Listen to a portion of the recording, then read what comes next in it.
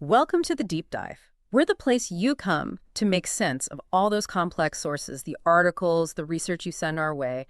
We dig through it all to pull out what you really need to know. And today, we are tackling a really big one, a massive proposed development down in Texas, centered around the RELLIS campus in Bryan and College Station. Yeah, the source material we've got here points to something, well, pretty unprecedented in scale, technologically speaking, and it's kicking up some serious questions locally. Right. Questions about risk, about resources, transparency, or the lack of it, and, basic fairness.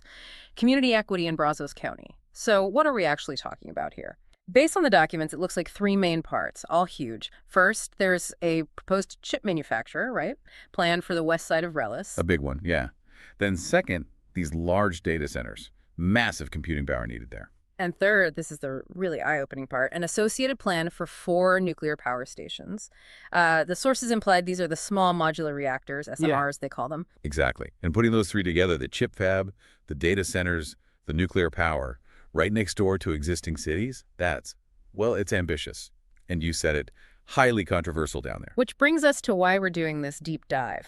Our mission today is really specific. We're zeroing in on the questions coming directly from the community, from the source material itself, questions about just how big this thing is. Yeah, the scale. The resource drain, we're talking to water and power big time. The secrecy around some of these corporate deals, and fundamentally this economic tension. Is the community taking on all this, generational risk, but maybe not seeing the long-term reward, that imbalance? And look, this isn't just some local zoning dispute. You have to understand the backdrop here.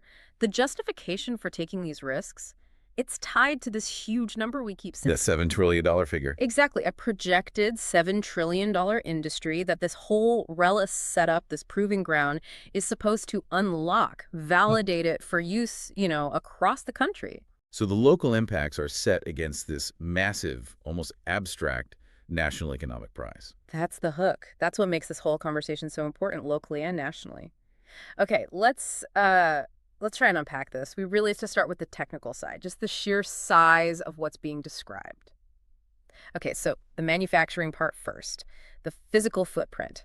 The sources mention very specifically a proposed chip manufacturer, and it would sit on 288 acres. Yeah, 288 acres. And you have to get your head around that number. It's not, a small research lab or something. No way. That's a serious chunk of land for any kind of industrial site, let alone one being talked about, right next door to College Station, Bryan, and Texas A&M University. Right. And the sources, they don't just throw that number out there. They immediately demand context. They want comparisons to the big players, the global benchmarks. Which ones specifically? They ask, how does this 288-acre plan stack up against TSMC Phoenix? And how does it compare to TSMC Fab 1? Okay, maybe break down TSMC for folks who aren't chip nerds. Sure. TSMC is Taiwan Semiconductor Manufacturing Company. Basically, they're the gold standard globally, the biggest, most advanced chip maker out there. And those specific sites, Phoenix and Fab 1? They're huge. I mean, world-renowned as some of the largest, most complex, and, importantly, most resource-hungry semiconductor plants ever built. So by asking for that comparison, the sources are telling you something critical. They're signaling that this RELLIS proposal isn't some minor league operation. It's designed, or at least intended, to play in the same league as the biggest, most demanding fabs on Earth. Not a prototype, a foundational piece of industry. Exactly, a potential behemoth. And once you establish that kind of scale, the next question is immediate resources, water and power. Bingo. And the sources express, well, frankly, justifiable panic about the combined consumption here. You're talking about a massive data center, this huge 288-acre chip fab. Which uses tons of water, right? Cooling, cleaning processes? Absolutely. Yeah. Ultra-pure water, lots of it. And then you stack on top of that the 4 proposed nuclear power stations, the SMRs. We should probably pause on the nuclear part for a second, because that's a game changer locally. Definitely. SMRs, small modular reactors, the idea is they're, smaller than the old giant nuclear plants, often built in a factory, shipped to the site, more modern designs. But still nuclear. Still nuclear, which brings a whole different risk profile. Safety, obviously, waste disposal, but also, critically for this discussion, cooling needs. Even these advanced SMRs need reliable access to significant amounts of water. And the sources are laser focused on water security because of this. They ask point blank, how much water exactly will a 288-acre semiconductor fab use? They know that's a number the companies involved have. It's not theoretical. And then what's the water requirement for those 4 nuclear power stations? Right. Add those two things together. The cooling for the power plants, the water for the chip-making processes, and you're potentially looking at a massive new drain on the region's water supply. Which leads to maybe the central request in the source material trying to put all this impact into perspective.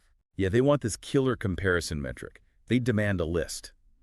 All the future water and power use and generation just from this new RELLIS stuff. Compared directly to what? Compared to the total current consumption of College Station, Bryan, and Texas A&M combined. Wow. Okay, stop and think about that.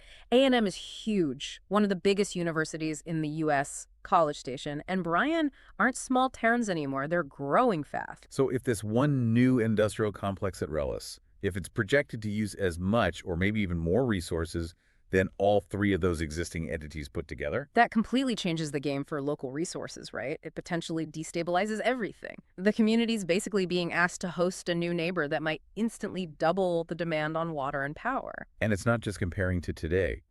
The sources also want to look back. What do you mean? They ask for another comparison. Future RELLIS resource use versus the entire region's use before all these recent RELLIS upgrades even started. So setting a baseline. Exactly. It lets people visualize what things were like before this massive project came along. Shows the scale of the transformation, the sheer jump in demand. Puts it in sharp relief, as you said. Okay, let's switch to the power side then, because the questions there, especially about the SMRs, are just as pointed. They really are. The sources highlight one thing that sounds odd. They ask, why is there apparently no load for cities projected from all this new nuclear power generation? Right. Let's break that down. You're building 4 nuclear reactors, presumably generating a lot of electricity right there next to 2 cities. Significant power generation, yes. But the projections, according to the sources, show none of that new power is actually planned to go to College Station or Bryan. That's the claim. And if it's true, it points towards what they call a captive energy structure. Meaning the power generated by those SMRs isn't for the public grid, it's entirely dedicated to the industrial site itself, feeding the chip fab, feeding the data center. So RELLIS becomes like a self-contained energy island, not really sharing resources with the surrounding community. That's what it suggests. It wouldn't be a partner providing utility services. It'd be its own ecosystem, just located physically within the region. And the sources link this directly to the scale of the other components. Yes, they connect the question about the location and number of reactors directly to the size of the proposed data center. The fact that you apparently need 4 SMRs right next door tells you something about the incredible power demands of that fab and data center combined. So this whole package, the data center, the dedicated nuclear power, the world-scale fab, that's the new thing being tested here. That's the technological marriage, yeah. Yeah. And the community sources, through these technical questions and comparisons, are basically forcing everyone to acknowledge the sheer magnitude of it. It stops looking like just another industrial park and starts looking like something else, something whose resource footprint might dwarf the existing community. Which establishes the scale of the risk, indisputably. And that is the perfect pivot. Because if the technical scale and the risk are that big, then what about the reward? Where does the money side of this equation fit in? That's where it gets, as I said, really interesting. Okay, so we shift gears now from the concrete, the infrastructure, the water, power, to the economics, the value proposition. And central to this whole discussion is that number we mentioned earlier. The $7 trillion figure. It keeps popping up in the source material. It seems to be the main justification for everything else. It is. It's framed as the potential prize linked to this proving ground technology. But first, we need to be clear about what that number is. The sources actually question it directly. How so? They ask, is the $7 trillion annually? Is it yearly revenue? And the answer noted right there in the material is clear. No, it's not annual. Okay, so what is it then? It represents the total projected market growth. The cumulative value over time of the global industry that this specific setup at RELLIS, the SMRs, the data center, the fab, all working together near a city, is supposed to unlock and prove viable. Got it. So it's not like RELLIS itself generates $7 trillion a year. It's the key that potentially unlocks a $7 trillion global market down the road. Precisely. The argument is that RELLIS is the critical pilot program. If they can make this combination work safely and efficiently here, next to Bryan and College Station. Prove the concept. Prove the tech stack, exactly. Then that validated model, the source uses this analogy, the first of its kind auto to be manufactured. That proven model is what allows similar setups worldwide. eventually creating that huge market value. Which perfectly sets up this core conflict the sources raise, this choice the community faces. Are they the guinea pig in this experiment, or are they the cornerstone of this massive new industry? Let's spell out what those two roles mean, according to the sources. Okay, the guinea pig scenario. That's where the locals get stuck with all the downside. They Yeah. live with the water stress, the strain on the power grid maybe, the Yeah. potential nuclear risks, because it is a test site, right? Maybe their property values suffer. But the reward? Minimal. Maybe some temporary construction jobs, some tax breaks that eventually expire, symbolic stuff, basically. They take the risk, but the real long-term benefit flows elsewhere. Okay, so what's the alternative? The cornerstone scenario. That's where the sources argue the community needs to position itself. If RELLIS is successful, if it works out all the kinks, the regulations, the safety protocols, the logistics of this tech combo. Then thousands of similar facilities could pop up globally, generating that $7 trillion value. Right. And if Bryan College Station was the place that made it all possible, the place that took the initial risk to prove it, Yeah. the argument is that justifies the community becoming a permanent stakeholder. Not just getting temporary tax breaks. No, entitled to real long-term value, royalties, maybe equity, a share in the ongoing success, because they were the foundation, the cornerstone. This leads straight into the really sharp allegation in the sources that the rewards are being captured disproportionately. Hugely disproportionately. The source material claims that outside corporations, maybe national interests, they capture something like 95% of the benefits from this whole venture. 95%. But it gets even stronger. Some residents apparently claim it's closer to 100%, that these outside companies get all the benefit from proving the technology, that multi-trillion-dollar validation, and they get tax breaks from the city on top of it. Wait, so if that's true, the companies are essentially being paid by the local community through forgiven taxes and consumed resources. To run an experiment that creates a massive global market for them, while the community that hosted the risk gets next to nothing long-term. That's the core issue being flagged. Who actually captures the value generated by taking this risk? Exactly. If RELLIS is the key validation point, the birthplace of this scalable model, how does the community which provided the land, the water, accepted the, frankly, existential risk, how do they share in that huge downstream value? And the sources try to put the community's stake in concrete terms. They do. They try to quantify what's on the line locally. They state the approximate value of all the homes and businesses just in Brazos County. What's the figure? Around $25 billion.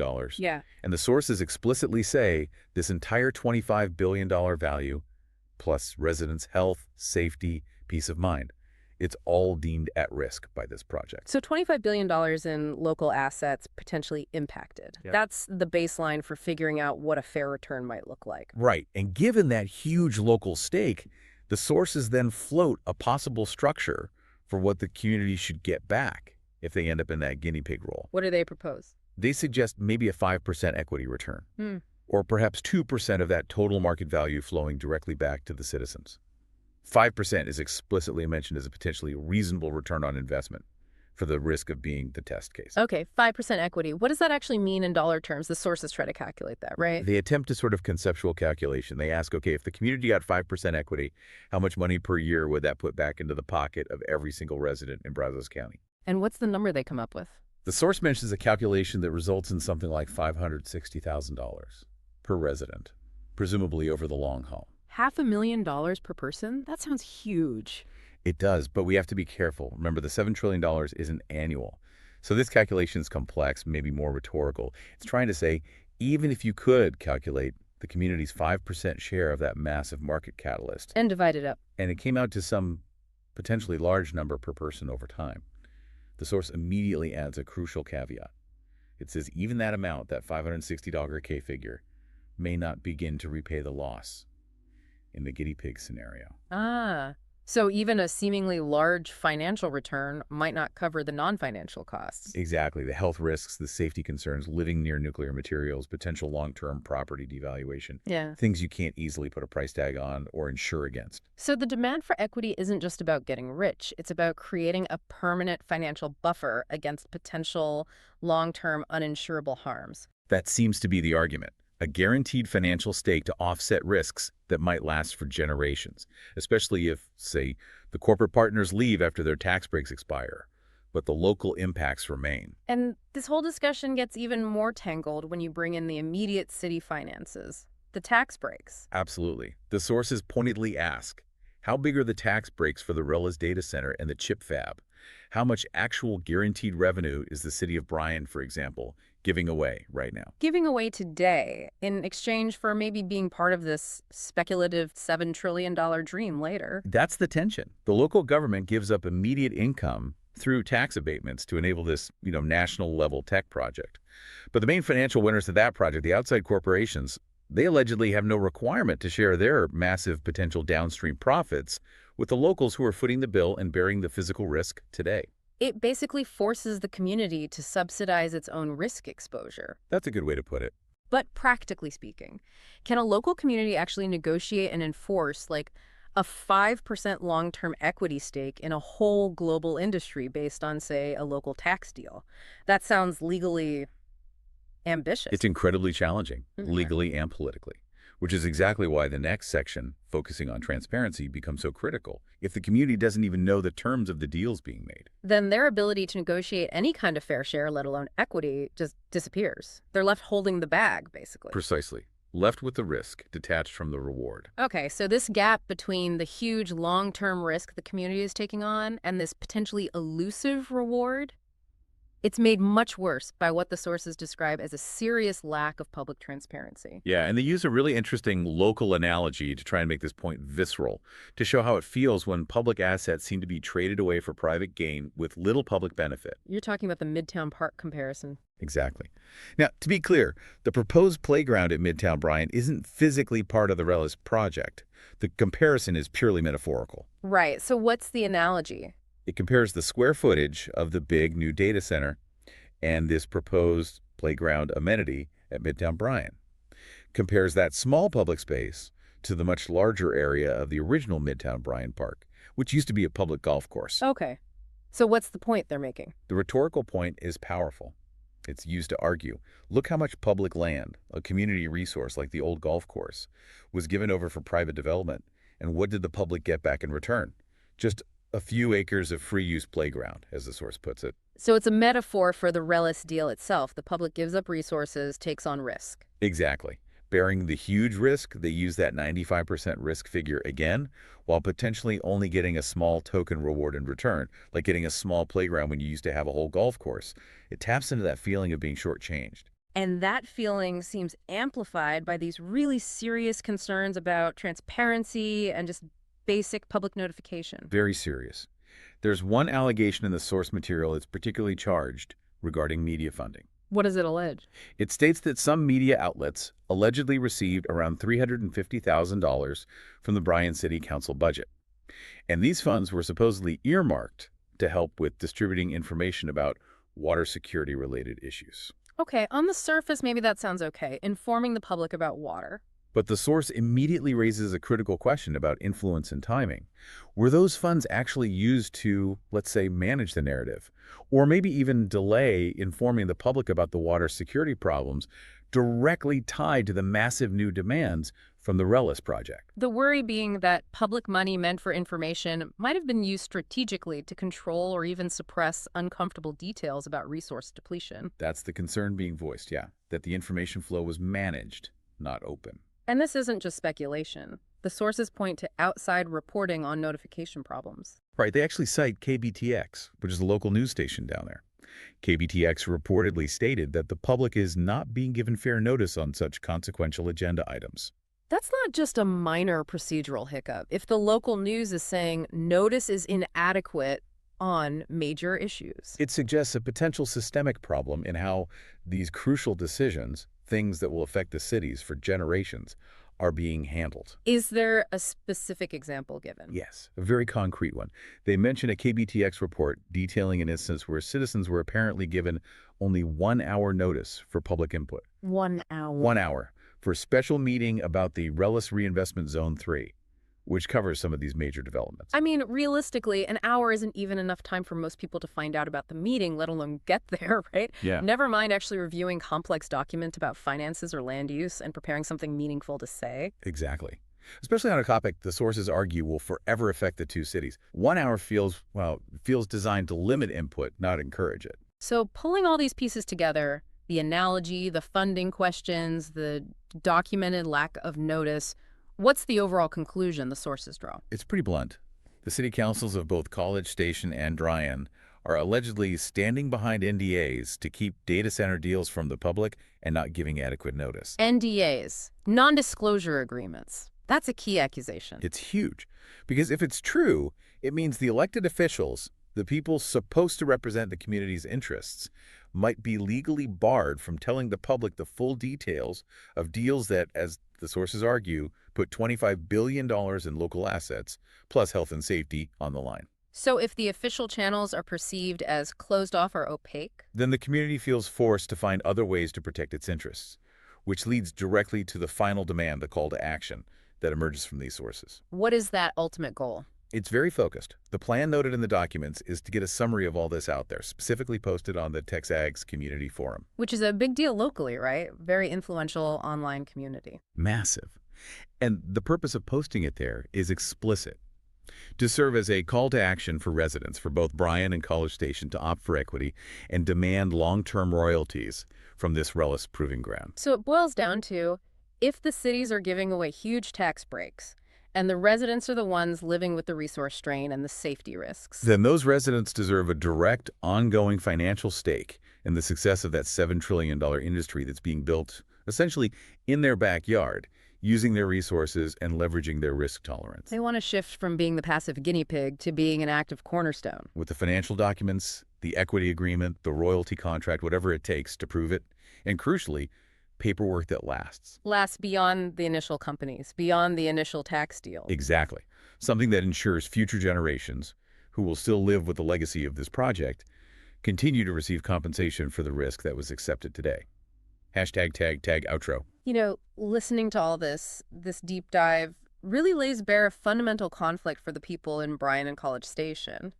It's this tension, isn't it, between managing these very real, very local risks, water shortages, power grid issues, living next to nuclear reactors. Yeah, tangible, everyday concerns. And balancing that against the sort of grander national significance of the whole project, something that was even mentioned by the A&M Chancellor, John Sharp, talking about what this, quote, secret RELLIS project will supposedly do for America. And the sources, to be fair, they don't dismiss that national significance. They seem to understand that the technology being tested here could be important for the country's future infrastructure, energy security, things like that. Yeah. But the core issue, filtering everything through the source material we reviewed, it comes back to value, defining the true long-term value of being that first-of-its-kind auto to be manufactured, as they put it. Being the test bed. Being the test bed. And the central demand is simple.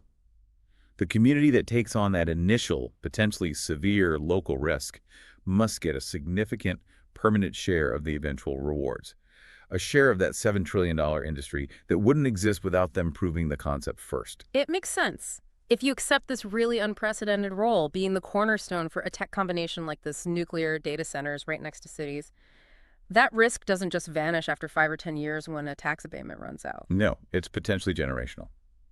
Forever, as you said. So, okay, here's something to really chew on, or thought for you, our listener. If the community takes on that kind of forever risk, and if the immediate tax breaks mostly benefit the corporations, and that huge $7 trillion figure is a projected total market, not guaranteed annual cash, Right. how do you actually practically, legally lock in a long-term royalty or equity structure? How do you write a contract today that guarantees future generations of local residents will benefit decades from now, especially if the current deals are potentially hidden behind NDAs? Securing that kind of intergenerational equity, especially when faced with corporate secrecy and complex future projections, that's a massive legal, ethical, and practical puzzle, isn't it? It really is something to keep thinking about as this story unfolds. All right, that's our time for this deep dive. We'll see you next time.